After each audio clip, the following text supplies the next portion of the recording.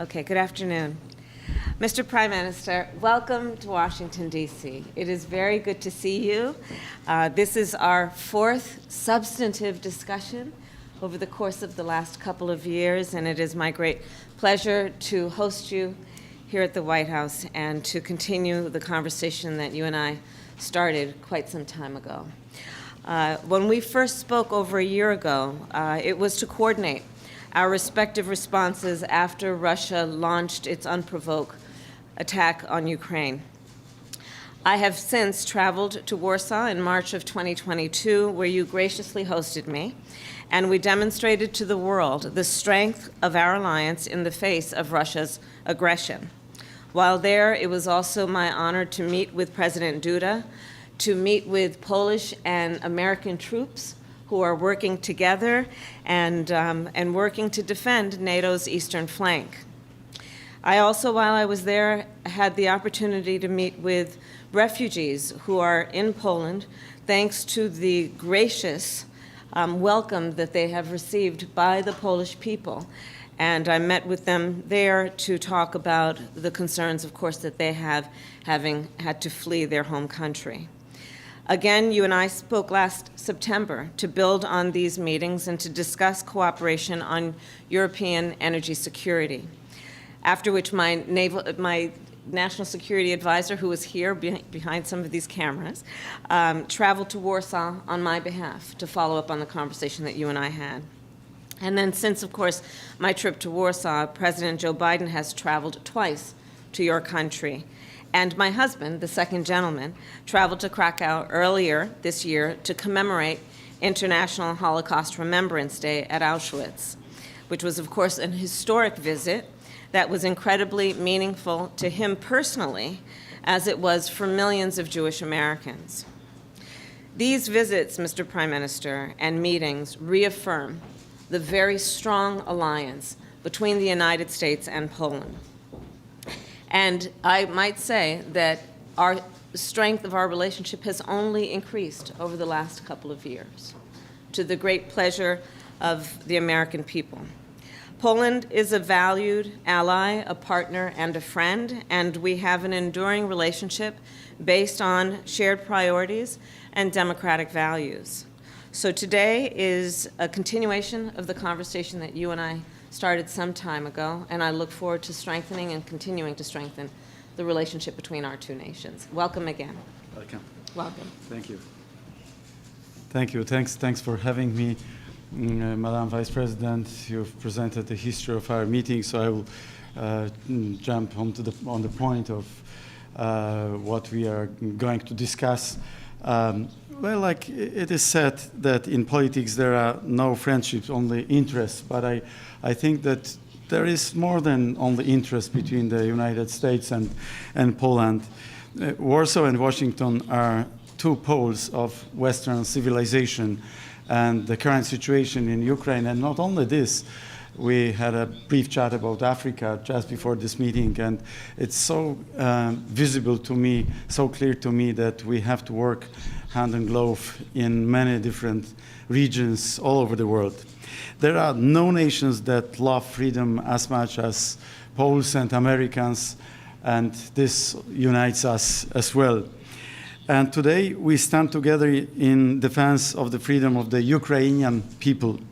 Many Americans may be asking themselves why Russia's aggressions against Ukraine is so important for America as well, because it is important. It's critically important for Europe, that's clear. But why also for America?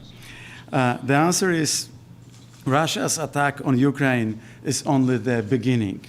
The consequences of this war have already reached the USA. I know that as in Poland, many American families suffer inflation, post-pandemic, post-energy crisis, and as we call it, Putinflation, inflation triggered by Russian attack on Ukraine. And after the fall of communism, Russia lay in wait for nearly 3 decades. But the resurgence of Russian imperialism is a harbinger of a new Cold War. If we do not defend Ukraine, we risk a global conflict, global crisis of difficult to imagine proportions. Putin will not stop in Ukraine. I'm absolutely sure about that. This is why all free nations must unite and stop Russia before it is too late. Old Europe believed in an agreement with Russia, and old Europe failed. But there is a new Europe, Europe that remembers what Russian communism was, and Poland is the leader of this new Europe. Poland wants to become a bedrock of European security, and we are on the right track. Poland increases defense spending. This year, even up to 4% of GDP, which was going to be one of the highest percentage-wise expenditures amongst NATO countries. Poland buys also new Abrams tanks, F-35 combat aircrafts, HIMARS, multi-launch rocket systems from the United States. And we are very pleased with that. We are very happy with that because we want our defense systems to be interoperational as much as possible with yours as well. It's very important. Poland wants to build the strongest army in Europe. That is why we want to cooperate with the most advanced defense industry in the world, which is the American industry. And Poland believes that only a strong transatlantic alliance is the answer to this specter of imperialism, colonialism, and nationalism, and all imperialism, not only Russian. Some European politicians, betrayed by the Russian bear, seek a deal with others, but this is the way of dividing the West. We have to protect our nations from Russian propaganda.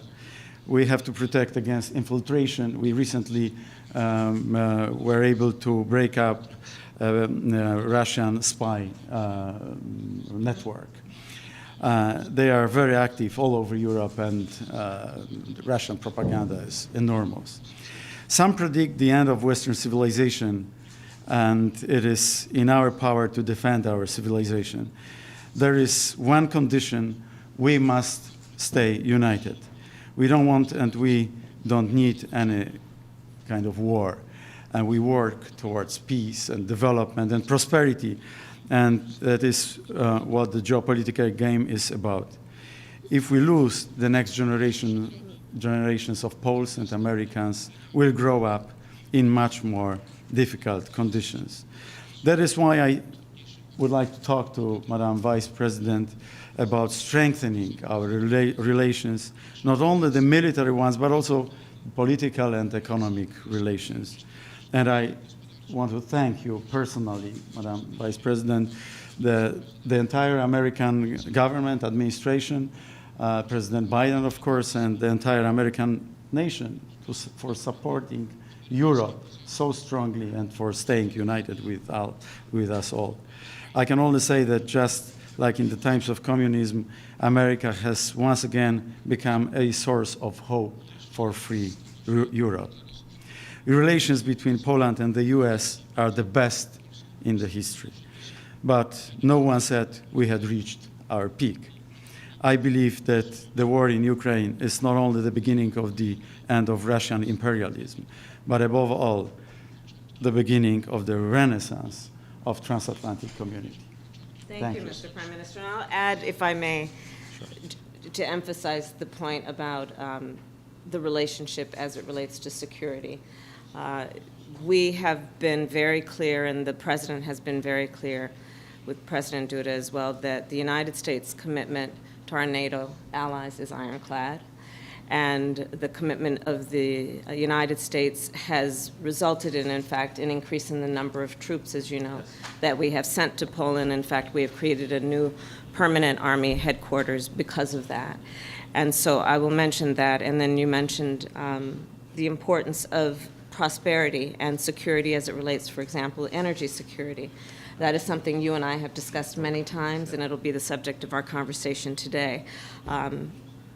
With the goal, as you and I have discussed, of reducing reliance on fossil fuels and emerging And economies. Russian fossil fuels, but all fossil fuels. Exactly right, exactly right. So I'm looking forward to it, and thank you again. Welcome.